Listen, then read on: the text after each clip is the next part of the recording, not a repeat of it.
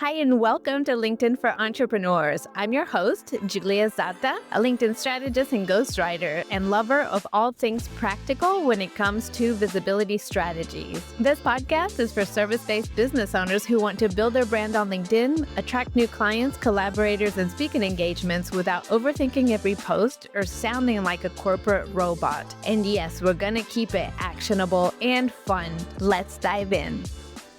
Welcome back to LinkedIn for Entrepreneurs. Today's episode is a little different. A few weeks ago, I invited listeners to submit their LinkedIn questions for the podcast, and one of those listeners was Anir, a biologist, a yoga teacher, and somatic movement practitioner who wants to use LinkedIn to connect with organizations and bring workplace wellness programs to their teams. And in today's session, I coach Anir, and we talk about why your LinkedIn profile should come before your content and how to identify the right audience on LinkedIn. We also touch on the difference between speaking to your clients and speaking to the people who actually hire you for your services, and how to research your target audience so that you can create content that connects with them. So let's dive in. Hello there, Anir. I'm so excited to have you as a guest on the podcast today. How are you? I'm good. I'm so happy to be here. Thank you for having me. Awesome. So, to remind our listeners, a few episodes ago, you sent in a question about your challenges for using LinkedIn to market your business. And that podcast has actually got quite a bit of traction. So today we're going to run a consulting session where you can ask me your questions about LinkedIn, but I'm going to ask you for starters to tell us a little bit about your business so that everybody listening can be up to speed. Okay. I'm a biologist, but also I work as a yoga teacher and intelligent movement instructor. That is a somatic technique. I do classes online and also workshops, and I also do short poses for people on their workplaces to improve their wellness, their mind capacities. So that's like where you go into a business and you teach the employees how to take care of themselves. Did I understand correctly? Yes, that's right. Okay, perfect. And so I'm wondering about like, how are you using LinkedIn now, or how would you like to use LinkedIn to promote your business? And is this a side business alongside a different profession? Or are you just working as a somatic instructor at this time? I'm not using LinkedIn at the moment. I have an account, but I don't use it yet. And I would like to reach more organizations through it. So I would like to have a kind of flexible structure to work with it. My challenge is to have a kind of speech to present, to show my work, because somatic work, for example, is not as well known as yoga. So, and I'm also interested in showing the link between science, body movement, and consciousness, and how to reach a different mind state and different, more regulated emotional states with these techniques. Okay, wonderful. And my other question is, are you full-time as a somatic practitioner right now, or are you also juggling a separate career? Yes, I'm juggling another career as a biologist, but I would like to become a full-time instructor and yoga teacher. Perfect. Okay, so there's a few reasons I asked that question. It's because usually when people have a profession and then they're starting their own business, or they have started their own business, they usually feel uncertain about how to show up on LinkedIn, whether, they need to prioritize the profession they're in, whether they can start their new business and just showcase that on LinkedIn. And that's why I wanted to ask you that question, to see if you feel like there's any conflict between your current role and the business you would like to promote. Was that an issue for you? I used to have a kind of conflict, but now I feel that I can link both. Yes, of course, because it's all part of your story. It's more about That's right. It's more about feeling, strange in front of your current employer. Like maybe they don't they won't look at it positively. But it doesn't sound like you have that issue. I used to, but now maybe a little voice Okay. inside, but I feel more confident now. That's wonderful because just to bring this up for other people that might be listening, the rules around LinkedIn is that this is your account. And so if an employer wants you to promote their business on your account, that's a conversation that needs to happen privately. And you have to be bought into that idea. It's not something that anybody can force onto you. But still, a lot of people feel hesitant because what are my colleagues going to say? What is this other person going to say? What's my supervisor, my boss, my manager? But it looks like you feel totally confident, so that's not an issue for you. So moving on, the place where I would start, first of all, is with reviewing or revamping your LinkedIn profile. So making sure that your profile reflects who you want to be now. And so making sure that the story that you present on your profile is a representation of who you are now and the business that you want to promote.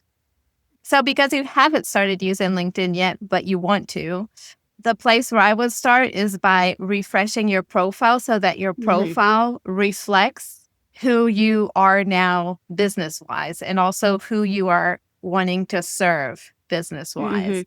And so you mentioned wanting to work alongside other organizations or in collaboration with organizations to bring wellness to the workplace. Yes. So that is what you would want your LinkedIn profile to be about. Yes, exactly. And yeah, and so you mentioned before that you don't know how to express or talk about somatic work because it's not as well known as yoga. And so my advice to you would be to think about it more in terms of the benefits for the people at the workplace and also the benefits for the company that hires you to teach these classes rather than the technical terms of what you do, because ultimately they're going to be more interested in the benefits than the actual technical wording of it all. Yes, I understand now. Thank you. Yeah. So your headline, you would have to think about it a little bit more in depth, but your headline could be something like bringing wellness to the workplace, one breath at a time or one micro movement at a time, something that suggests what you do. And then in your about section, you could talk about it more in detail, always from the perspective of what you're offering. So when you redo your about section, it's less about, hi, this is me, this is what I do. And it's more about, as a somatic practitioner who has a career as a biologist and a researcher, I now bring wellness to the workplace by combining the science of movement with wellness at work in a way that, and then you would highlight the benefits for the people experiencing it. So in a way that is simple, easy, doesn't take up a lot of your time, easy to put it to practice or easy to remember, fun. You would have to look at the qualities that people are looking for. Okay. Can I ask you a question? Should I use the language that my actual clients use to talk about their experience? Yes.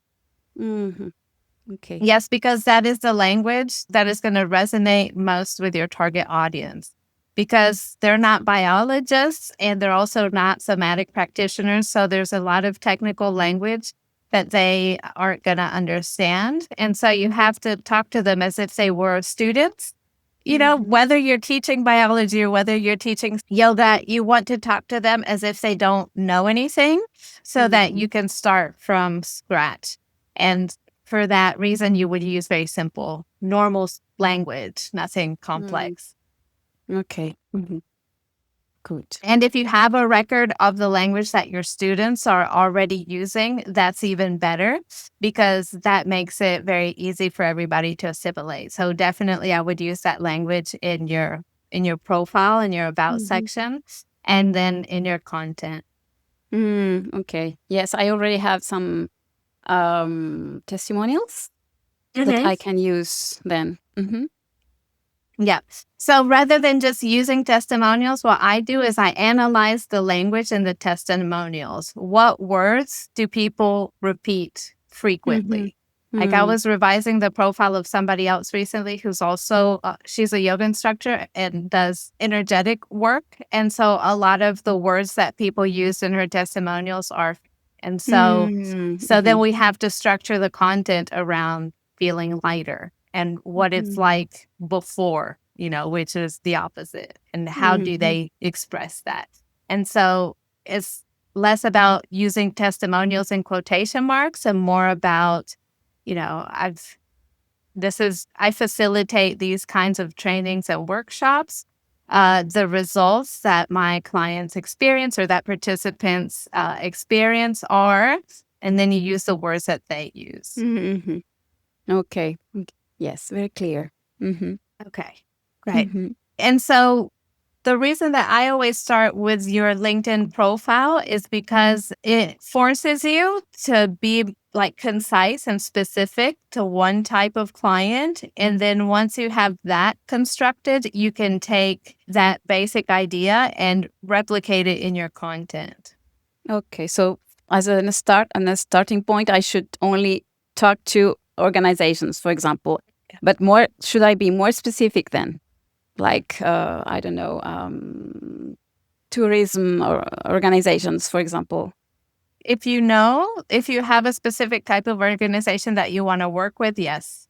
Because it's just going to make it easier for them to recognize themselves when they're scrolling your feed. The broader it is, the more people have to connect the dots themselves. And chances are they're not going to do that. And so you could say, okay, well, let me try with tourism, or let me try with, universities, or let me try with, and so you would cater the language to them. It makes it easier for people to understand that you are for them when you make it specific. And especially in your content, rather than talking about the benefits of somatic classes to the general person, you would want to make sure you're talking about the benefits to organizations who facilitate wellness to their employees. It's different. You're going to have to, I think, work a little bit on that, but because you want this message to resonate with organizations. Otherwise, whoever is in that organization that could be in charge of hiring you, or who you would have to talk to send a proposal, if they don't recognize themselves in your content, they're not going to connect the dots. They might, if you're talking just to individuals, they might see themselves, as an individual, they'd be like, oh, I need to go back to yoga, but they're not going to think, oh, that would work great for this upcoming event that we have. They wouldn't make that connection. So you want to make sure you're just talking to one person or one target audience, so there's no confusion as to who you are for and who you are helping. Okay. And so things to think about when you're researching your target demographic, you want to think about the organization, like what size is the organization? How many employees does it have, for example? Where is the organization located physically?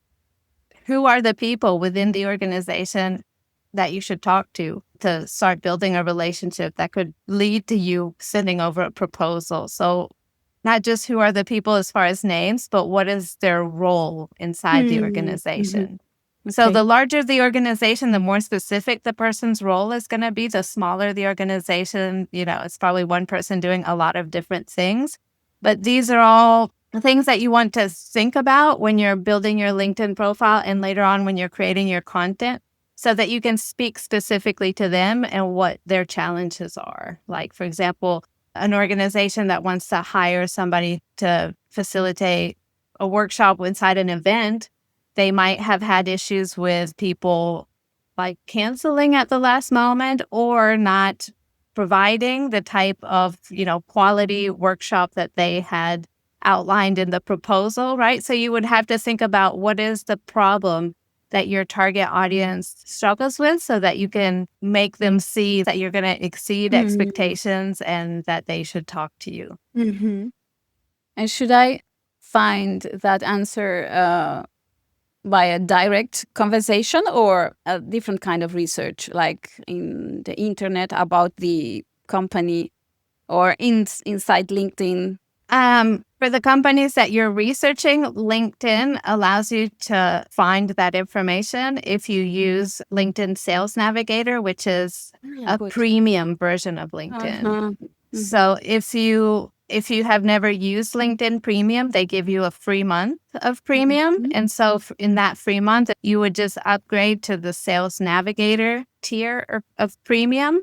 And that has advanced search filters that allows you to look at organizations by size, industry, location, and it shows you the people within the organizations who have specific roles. And so you can do that, and then you can unsubscribe from LinkedIn Premium, but that will help in your research. It'll help you kind of get a better picture of what that's like. And then in other places like Reddit, for example, you can see what the experience of people is who have hired wellness practitioners for events, right? So for the copy, for presenting your case and for saying, I know that you have experienced like these negative things, and I can guarantee that's not going to happen with me.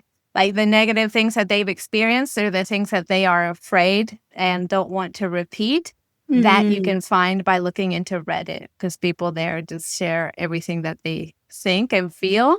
But as far as niching down your target audience, I would go with LinkedIn Sales Navigator. So there's two types of research. So there's one research is your target audience as far as demographics, company size, roles, people, location, that you will do on LinkedIn on Sales Navigator. But if you have to put yourself in the mind of your target audience, of the people who has that position that you should talk to, and if you want to understand what their fears and what their desires are, do a search on Reddit and see what comes up.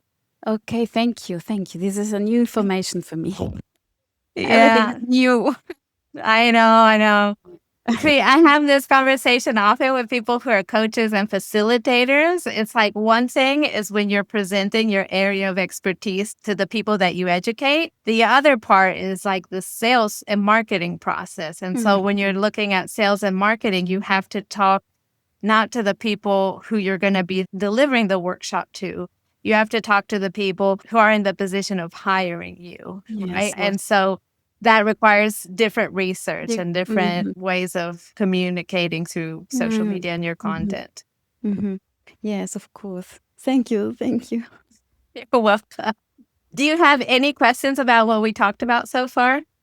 No. It's pretty clear. So this is, if I was in your position, this is where I would start. I would do this background research. I would optimize my profile. And then the next step would be to create content. Okay, the next one. So, yeah. Yeah, because when you post a piece of content, people are going to look at your profile. And so you want to have your profile ready before you start posting.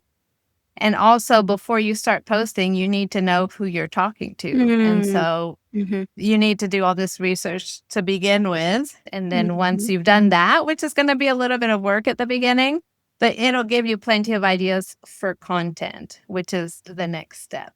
Oh, great. To create content is another kind of great challenge. It is. But in order to create content, you have to know who you're talking to. Yes. Otherwise, you're going to fall into your default, which is talking to your yoga students. And that's not who you want to talk to on LinkedIn if you want to work with organizations. Yeah. So, okay. thank you. So, yeah, you're welcome. And so I think that with this time that we spent together, you have enough to get started. Yes, I have more than enough, yes. But it gives me a clear starting point, because I was always thinking about the content. But of course, I have to know who I am talking to before that.